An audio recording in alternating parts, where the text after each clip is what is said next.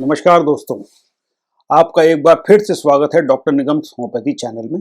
अगर इस चैनल में दी हुई इंफॉर्मेशन आपके काम आ रही है, आपको पसंद आ रही है, तो इस चैनल को लाइक करें, सब्सक्राइब करें, शेयर करें और हाँ, बेल आइकन को दबाना ना भूलें। आज हम जिस चीज़ के बारे में बात कर रहे हैं वो बहुत कॉमन सी चीज़ है। आप अपने चारों तरफ आस-पास देखते होंगे, लोग खांस रहे हैं, लोगों के खांसी के साथ साथ हल्का सा फीवर है और साथ ही साथ लोगों को सिर में दर्द या बदन में दर्द की शिकायत हो रही है। बड़ा कंफ्यूजन है। टीवी में आजकल कोविड के बारे में बताने लगे हैं कि एक नई लहर का अंदेशा है। रोज दिन में 3 से 4 पेशेंट्स घबराए हुए से मेरे पास आते हैं कि मुझे कहीं कोविड तो नहीं हो गया, मुझे खांसी आ रही है, मुझे जुकाम है। मैं रोज उन लोगों को जो राय देता हूं, आज इस चैनल के माध्यम से आप सबको देना चाहता हूं।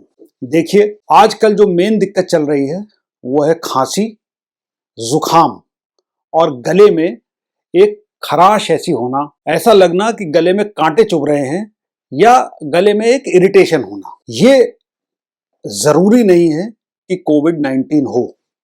एक्चुअली में ये 4 चीजें हो सकती है। आरएसवी का इन्फेक्शन यानी कि रेस्पिरेटरी सिंसेशनल वायरस का इन्फेक्शन, कॉमन फ्लू यानी कि इन्फ्लुएंजा, कोविड-19 और एक और चीज जो कॉमनली लोगों के दिमाग से उतर जा रही है जिसको कहते हैं स्ट्रेप थ्रोट, स्ट्रेप्टोकोकस बैक्टीरिया का इन्फेक्शन गले में हो जाना। तो आप कैसे पहचानेंगे कि आपको क्या प्रॉब्लम है? देखिए, एकदम 100% अगर आपको जानना है कि क्या प्रॉब्लम है तो उसके लिए थ्रोट स्वैब की जरूरत पड़ती है।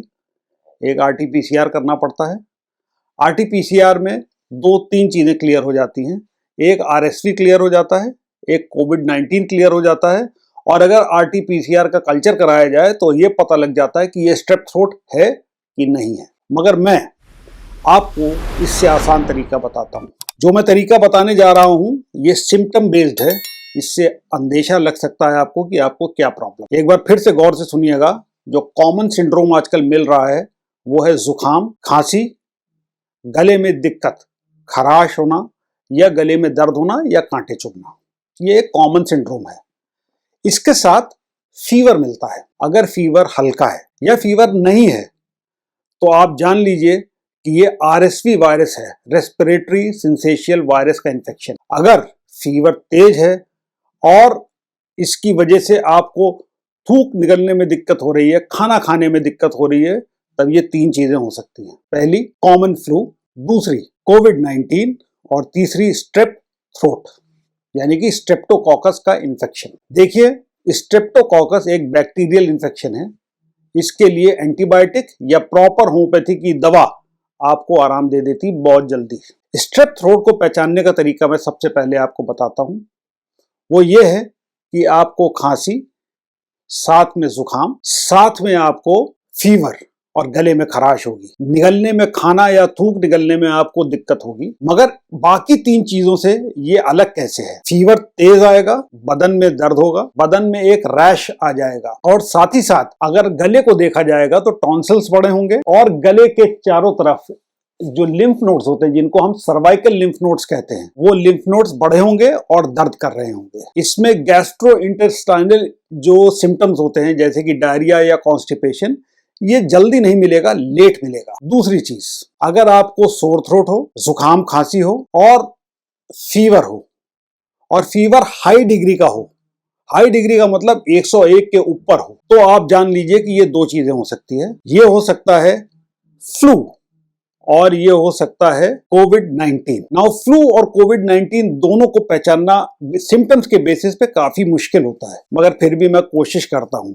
फ्लू और कोविड-19 इन दोनों में बेसिक सिंड्रोम के अलावा आपको और कुछ चीजें मिलेंगी, जैसे तेज बदन में दर्द, साथ ही साथ रेस्पिरेटरी सिम्टम होना यानी कि खांसी आना, सांस फूलने की दिक्कत होने लगना, हाई डिग्री ऑफ फीवर जो कि फ्लू में सडनली बढ़ जाएगा। आज आपको सिम्टम्स आए और आज शाम को आपको फीवर हाई डिग्री का हो गया तो जानिए कि ये फ्लू होने के चांसेस ज्यादा हैं। और अगर फीवर धीमे धीमे बढ़ रहा है तो ये कोविड-19 होने के चांसेस ज्यादा। और आपको याद होगा कि कोविड-19 का एक मेजर सिम्टम है नाक में स्मेल चली जाना और जबान में टेस्ट चले जाना।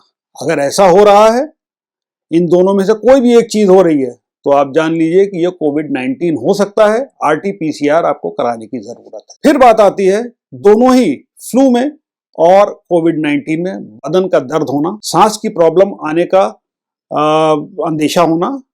SpO2 आप नापते रहें। अगर SpO2 में ऑक्सीजन लेवल 92-93 के आसपास आ रही है तो कोविड-19 के चांसेस ज्यादा हो जाते हैं, फ्लू के चांसेस कम होते हैं। और गैस्ट्रोइंटेस्टाइनल सिम्टम्स यानी कि डायरिया या कॉन्स्टिपेशन होना फ्लू में उतना ज्यादा नहीं मिलता है जितना कि कोविड-19 में मिलता है।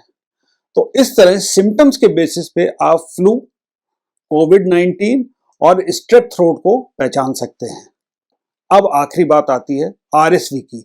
RSV के बारे में मैं सबसे लास्ट में इसलिए बता रहा हूं कि आज की तारीख में कानपुर के आसपास के क्षेत्र, लखनऊ के आसपास के क्षेत्र, गोरखपुर उसके आसपास के क्षेत्र, नोएडा, दिल्ली, NCR, यहाँ पे RSV इस समय महामारी के रूप में चल रहा है। RSV आखिर है क्या? R का मतलब रेस्पिरेटरी, S का मतलब सिंसेशियल, V का मतलब वायरस। RSV वायरस, ये वायरस बहुत तेजी से फैलता है। इसके सिम्टम्स बहुत हाई ग्रेड के नहीं होते हैं, माइल्ड सिम्टम्स होते हैं। RSV का वायरस का जुकाम, खांसी और इसके साथ गले में खराश, कटन होना, साथ में गले में दर्द होना, ये एक बेसिक सिंड्रोम है। फीवर इसमें या तो हल्का आता है या नहीं आता है। साथ ही साथ RSV में एक खास बात होती है, RSV अपने आप ठीक हो जाने वाली बीमारी है। अगर आपको ये सारे सिम्टम्स आ रहे हैं तो 3 से 5 दिन तक घर में आराम करें, खूब पानी पिएं। फीवर 100 के आसपास आ रहा है तो आप पैरासीटामोल ले लें या फिर एक अच्छे होम्योपैथ से मिलें। वो आपके सिम्टम्स के बेसिस पे आपको दवा देगा। जो बीमारी 3 से 5 दिन ले रही है वो 2 दिन में ठीक। सब तरफ से आपको होम्योपैथी की दवा से आराम मिलेगा। साथ ही साथ एक बात का ध्यान रखें, अगर ये सारे सिम्टम्स किसी बच्चे में जो कि 1 साल से छोटा है या बुजुर्ग में जो कि 60 साल से बड़े हैं उनमें मिल रहे हों तो आप उनको वॉच करें। अगर उनकी सिम्टम्स वर्सन हो रहे हैं, उनका ऑक्सीजन नीचे जा रहा है, उनके सीने में वीजिंग हो रही है यानी कि सांस तेज तेज चल रही है और खड़खड़ की आवाज आ रही है, सीने में कंजेशन बढ़ता जा रहा है 3 से 5 दिन के बावजूद और SpO2 नीचे आ रहा है, तो कृपा करके ऐसे पेशेंट्स को डॉक्टर को जरूर दिखाएं। ये वर्सनिंग सिम्टम्स हो सकते हैं, निमोनिया डेवलप हो सकता है। देखिए, निमोनिया RSV में भी हो सकता है, कोविड-19 में भी हो सकता है और फ्लू में भी हो सकता है। फ्लू में निमोनिया बहुत कम पाया जाता है। स्ट्रेप्टोकोकल थ्रोट, स्ट्रेप थ्रोट में भी निमोनिया बहुत कम पाया जाता है।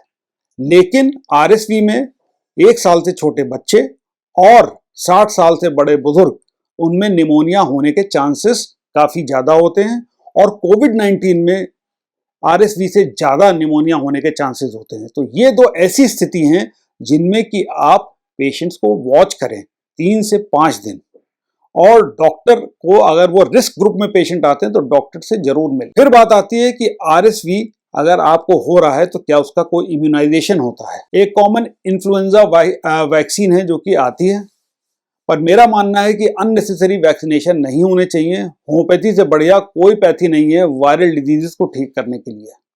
अच्छा होम्योपैथ आपसे पूरी हिस्ट्री लेगा और मैं आपको एक एग्जाम्पल देता हूँ कि होम्योपैथी किस तरह से काम करती है। ये मौसम कोल्ड ड्राई विंड्स का है। कोल्ड ड्राई विंड्स में जो दवाएं काम करती हैं होम्योपैथी में, एक ग्रुप है जैसे कि एकोनाइट, बेलाडोना, हिपरसल्फ, कॉस्टिकम, स्पॉन्जिया। अगर ये सारे सिम्टम्स के साथ कोई व्यक्ति हमारे पास आता है, उसके गले में खराश है, गले में दर्द हो रहा है या कांटे चुभ रहे हैं और गर्म पानी पीने से उसको आराम मिलता है, तो हमारे पास जो दवा निकल के आती है वो हिपरसल्फ होती है। अगर इसी सिंड्रोम में सिर में दर्द टपकन के साथ हो रहा है, गले में खराश है, खाना निगलने में दिक्कत हो रही है और पेशेंट को लेमन जूस पीने का मन कर रहा है, चाहे वो गर्म ही हो सही, तो ऐसे में दवा निकल के आती है बेलाडोना। अगर कुकुर खांसी हो यानी कि बार्किंग कॉफ हो तो दवा निकल के आती है स्पॉन्जिया।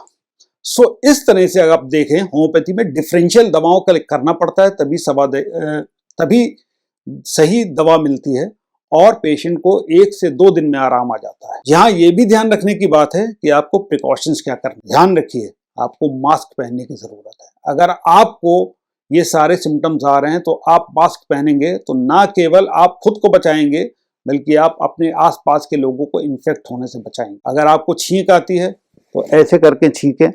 खांस रहे हैं तो मुंह को ढक करके खांसें, जिससे कि अगर आप मास्क नहीं लगाए हैं तो जिससे कि और लोगों को इन्फेक्शन ना पहुंचे। इसके साथ साथ खान पान हल्का रखें, अपने को हाइड्रेट रखें, पानी 2 से 3 लीटर डेली पिएं, गर्म पानी से गार्गिल करें, उससे गले में आराम मिलेगा, और साथ ही साथ होम्योपैथी की दवा का सेवन करें। रेस्ट खूब करें, स्कूल बच्चों को मत भेजें, बच्चा खुद भी बीमार और ज्यादा पड़ेगा, दूसरों को इन्फेक्शन देगा। बड़े बुजुर्ग को भी आप बाहर ना निकलने दें, और इस तरह से आप आजकल के आरएसवी इन्फेक्शन से अपने को बचा सकते हैं।